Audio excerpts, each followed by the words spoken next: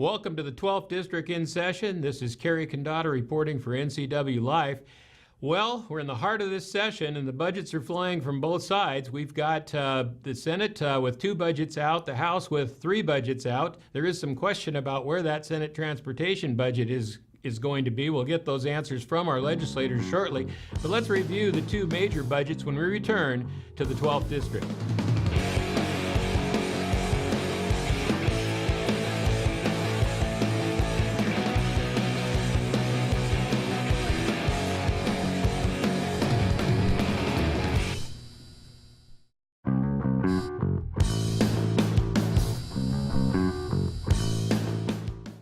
Welcome back to the 12th District in session. We'll be visiting with our legislators shortly. We'd like to get to the national news, but unfortunately today I want to spend some extra time with our legislators, so we're going to push that off to next week. We will talk about Venezuela. We will talk about China trade, which is looking good at this point. We will talk about Brexit, which is not looking good at this point, and certainly the latest results on Boeing and the 737 issue, all next week on the 12th District. For now, let's talk about the big event in Olympia, which is the budget. That's what's going on right now. The budgets are on the floor on both sides, each side passing out their budget, handing it to the other one, and then they re-examine each. As we know, in the next few weeks, they'll be negotiating those budgets, but let's see where they stand right now. The capital budget is out of the House. It was unanimously voted on, including the bond vote. That is unusual, but you'll hear more about that from our legislators. But that is pretty impressive. However, the Senate version, which is also voted out, is light years different than the House version. The House version for the 12th District has quite a few projects spread out over a wide area. Unfortunately, in the Senate, only one major project is included, and the rest of those smaller projects seem to have evaporated somewhere, so that'll be a large reconciliation. There are substantial other differences in the capital budget. On transportation, another interesting vote, almost unanimous, I believe, out of the House, if not unanimous, on the transportation bill from the House side with no new taxes, no major taxes anyway. I'm sure there's some fee increases here and there. But unlike the Senate proposal earlier this year, which had a 6-cent gas tax and a carbon tax on top of that, that added up to a $17 billion package. This package is pretty moderate at $10 billion, and as you'll hear from our legislators, it seems to cover a lot of the necessary items without any mega projects in the mix. This is a much more conservative budget than we've seen from the House in years. And again, the House has their budget out. The Senate has not moved their bill. Unusual, very unusual in this session to not have that out. We think they are probably reevaluating their position on taxes and carbon taxes at this point, but we'll have to see. The operating budget is a whole different story, both of them rather large. The House, as you know, we talked about last week, proposed a $53 billion budget. That is a 19% increase over the past budget. I think one of the largest increases in any biennium. And it requires $4 billion in new taxes coming out over the next 4 years. They do project a 4-year situation. And that includes a major capital gains tax, an increase in the real estate excise tax, an increase in B&O tax, particularly on small business, not something we favor, and of course other smaller taxes and fees that are included in tax preferences and so on. But $4 billion. Now add to that, just in the last few days, talk of raising the levy lid, the lid we just capped on the McCleary decision, raising that lid back up would add another $1 billion over the next 4 years. That would be a $5 billion tax increase on the folks in Washington State over the next 4 years. That is unprecedented. Now, we go back to the Senate side, believe it or not, more conservative. That's unusual too, but they are spending $52 billion. Now, we call that conservative. That's a 17% increase, but it requires a little less of a tax increase for sure, particularly over the year's 4-year period.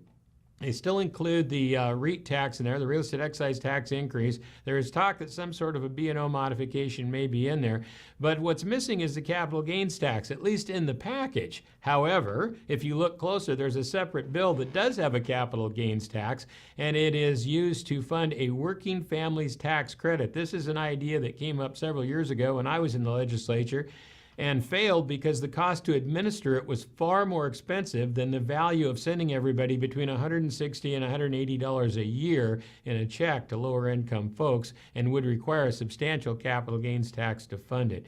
I suspect that proposal is going to have problems. So as you can see, a big difference between the two budgets in the House and the Senate. That could hold things up. They've only got until April 28th to put this together. Negotiations will begin probably next week, and we'll see what happens. So there you have the budget outlook. We'll get a closer look with our legislators in a moment. One of the good news from the policy side, good news, I guess, for most parents particularly, is the kindergarten sex ed bill, or sex ed in kindergarten bill. It looks like it's dead on arrival and not going to pass this year. There will probably be some alternative bill that studies the situation, but Frank Chopp and others decided it was a little too far to go, too fast. I would tend to agree. We still have to wait and see, though, if that levy lid bill, that's another policy bill that does affect the budget, goes through. All right, there you have a quick rundown on the budgets from all sides. They'll be reconciled over the next few weeks. Let's get back and talk to our legislators and see what they think of all this mayhem and all these incredible increases in budgets. I just can't imagine they're going to be too happy about voting on any of that stuff. We'll be right back with Keith Gaynor and Mike Steele, your legislators, right here on the 12th District in session.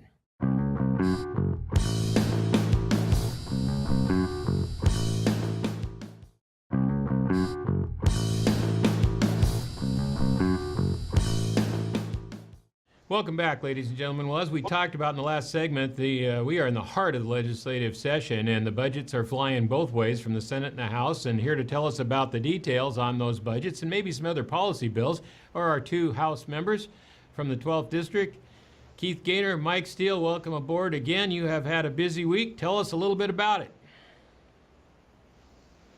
It has been busy. We've really spent a lot of time, as you just mentioned, Carrie, that going through these budgets. We just passed off the capital budget in the House unanimously, by the way, both the bond vote and the budget bill itself. And that was a culmination of a lot of long hours and a lot of hard work to get the entire House of Representatives to unanimously support it. It sends a strong message, we hope, moving it over into the Senate, because there's a lot of work, as I discussed last week, a lot of work to be done between the two. I would say with the budget, so that even though it was a unanimous vote, it really is more of a credit or a tribute to those who have labored so long and hard to get to a compromising document from both sides of the aisle. And it isn't something that I think we all were enamored with. I mean, I think we could all go in and make some changes, and because we would have different priorities. But I think it is a credit, particularly to Representative Steele here for his efforts, and that's one of the reasons why I voted for it, because I really appreciate and trust the work that he's done and his cohorts in giving us that document to work from. Well, these compromises yes, Mike, I think I know you put a lot of work in on this. Those compromises tend to be exactly that. Nobody's happy entirely on either side, but that's a pretty impressive vote, particularly the bond vote, which we usually use for leverage later on. The fact that that's off the table tells me that things are running a little more smoothly in the House than we probably anticipated. How about the transportation budget? Keith, where's that at? Well, we approved the transportation budget, and that went through the House also. Good support. Once again, that was a bipartisan effort. And it's the same type of thing where I think each member on the committee, for sure, and then the others too, all would have liked to have seen maybe a different project in their district or whatever. But what we've come up with is one that keeps the roads in good repair. I mean, there's still some deficiencies that need to be addressed, but it's a budget that was crafted without any additional revenue, and that probably is one of the strongest points to that budget. Well, one of the unusual things we're seeing here is we have two operational budgets from the Senate and the House. We have two capital budgets from the Senate and the House, but we have not really seen an official Senate transportation package. Now, the original proposal had a 6-cent gas tax and a carbon tax, and it was $17 billion. This House proposal is a pretty modest $10 billion. What happens from here on transportation with that much of a gap? Well, that's a good question, because the latest that we heard, those taxes, I haven't heard anything that would say any differently than what is being proposed. So there is some philosophical differences, and there's some actual dollar differences there that will have to be reconciled. But since we haven't seen that document, we don't know for sure what is there. But we're anxiously awaiting, because there will be work to be done. Well, I know that one of the news stories out just in the last day or so is that there is over 400 bridges in the state of Washington which are considered unsafe. And that certainly plays into the argument that we've had for years that more needs to be spent on preservation and maybe not so much on these mega new projects. Are you seeing any movement in that direction? Well, you also see that in the city of Seattle that some of their new projects that they're rethinking about their bike lanes. And the only reason I bring that up is that when you're preserving what you actually have, that's costly. But then when you add more paved surface, that's even adds more to the cost of the projects. So when you look down across the state at the needs for preservation and in talking with DOT what they have, I mean, they're trying to find every way they can to keep the roads in good working order. I mean, we've seen that over in our area where they don't even repave the whole lane. They just do the grooves. So I mean, they're trying to be as creative as possible with the money that they have. But the preservation dollars that are being allocated right now really don't match up to what we really need.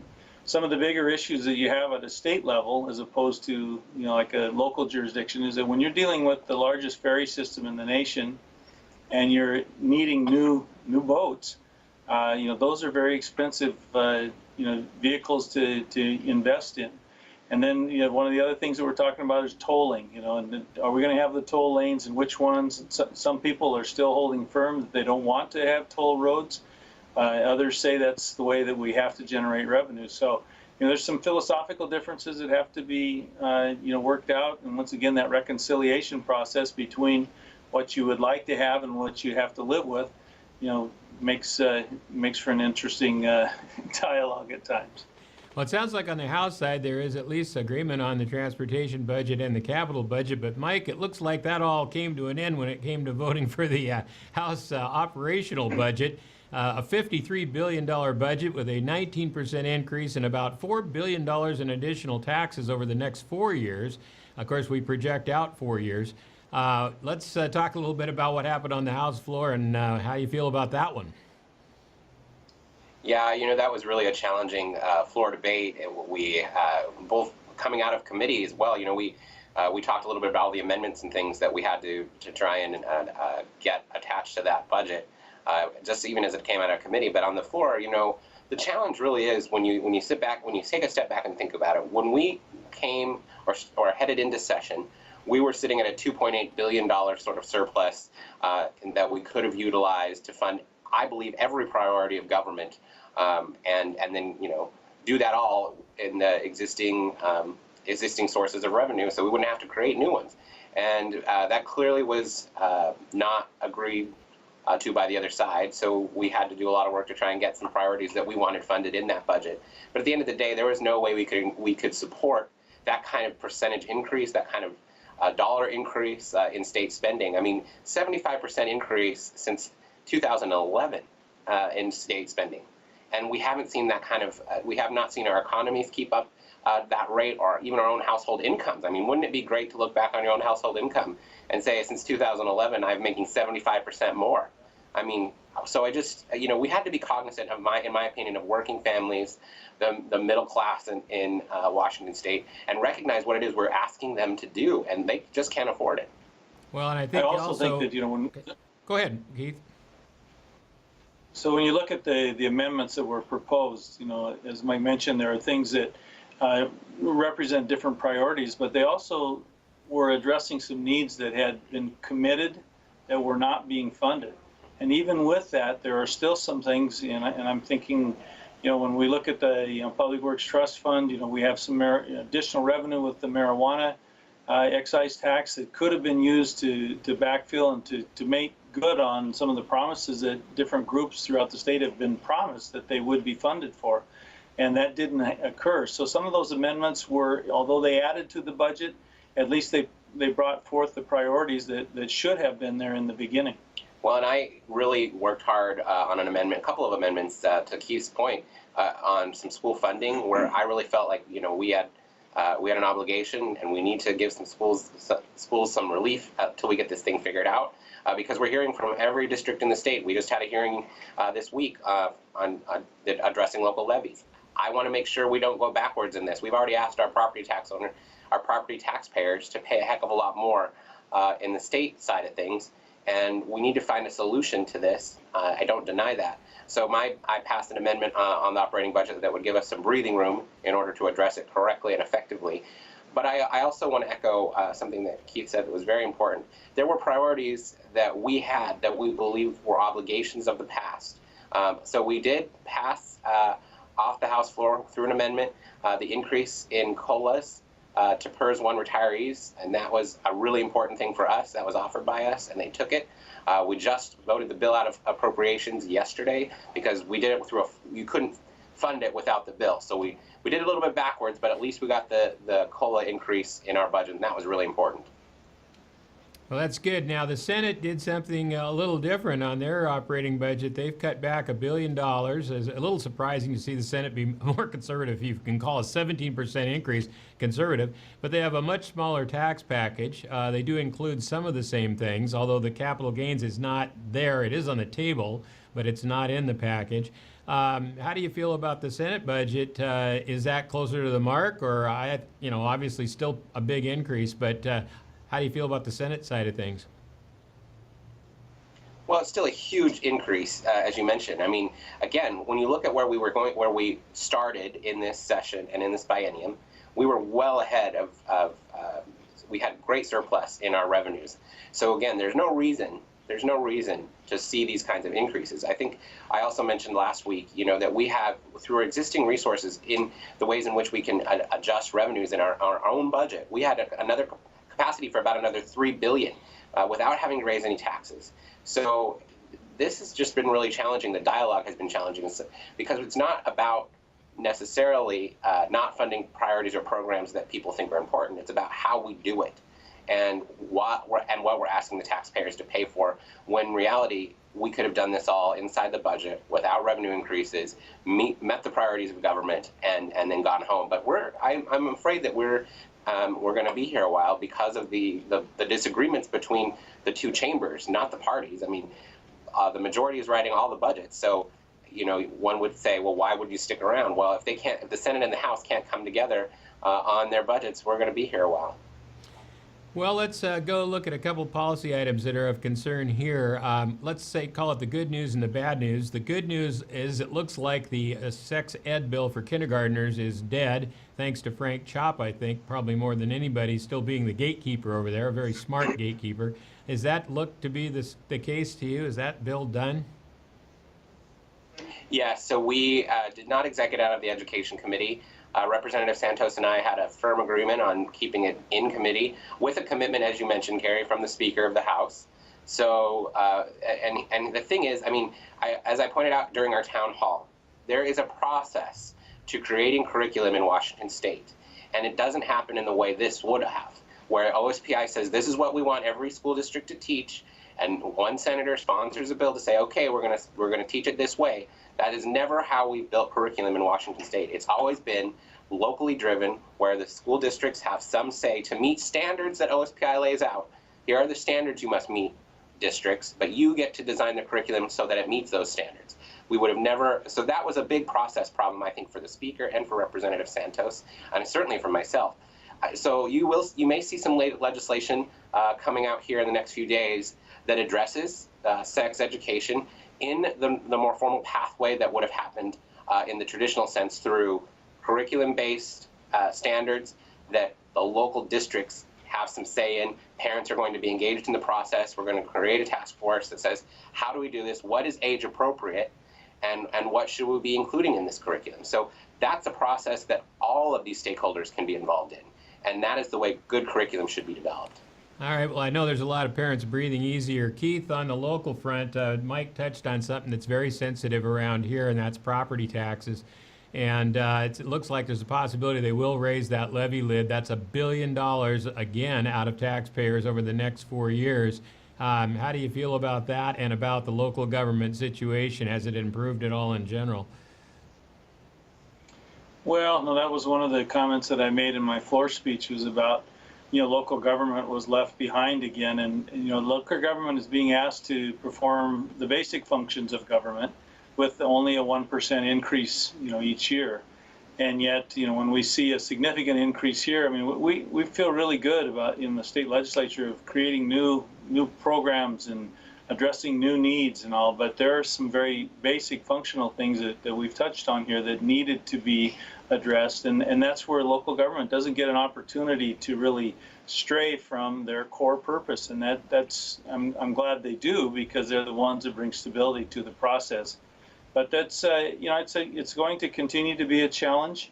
One of the other key revenue generators for local government is sales tax, whether you're a city or a county. And if things cool off, some of the way you've built your budget is based on anticipated revenue. And if it doesn't materialize, then the same thing will happen here at the state. If we're, banking on revenue that doesn't, come forward like we anticipate, we're going to be in a world of hurt. And that's what happens at the local level too, when you do not get the revenues that you've budgeted for.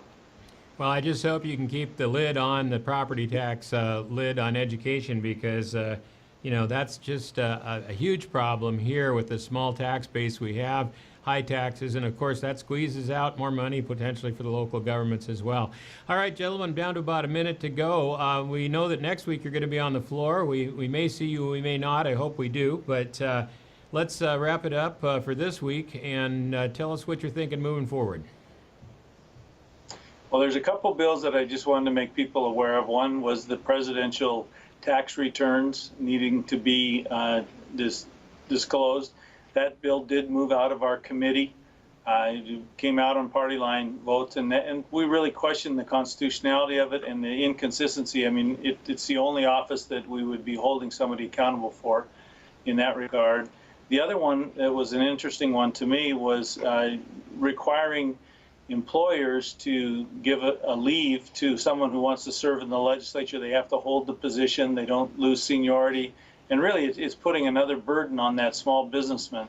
It is for businesses over 10, but if you're a small business person that has to backfill that position for 3-4 months and then didn't decide how you're going to move forward with your employees, I think that's something as a legislature you have to make the decision. Can you do it? Do you have the encouragement from your employer? And that's something that has worked fine for all these years. I don't understand why we need to legislate it and make employers basically provide the environment for someone to serve in the legislature. Understood. Mike, last word. Yeah, quickly. So we'll spend the rest of this week. It's your favorite time of year, Carrie. In appropriations. We'll be working around the clock through the weekend. Yep, you sure will. Out, So you've got a policy cutoff when? Your policy cutoff happened yesterday or last week, as the case may be, and then you're coming up on the final fiscal cutoff, and then you go to the floor. That's what you're doing next week, and we'll be talking to you. Hopefully we'll get a chance to chat with you, even if it's brief. Thanks, gentlemen, for all your work. Thanks for being here. You're in the worst part of the session. I agree, and I wish you the best, and we'll check in soon. And thanks, Gary. All right, we'll see you later. We'll be right back with the 12th District.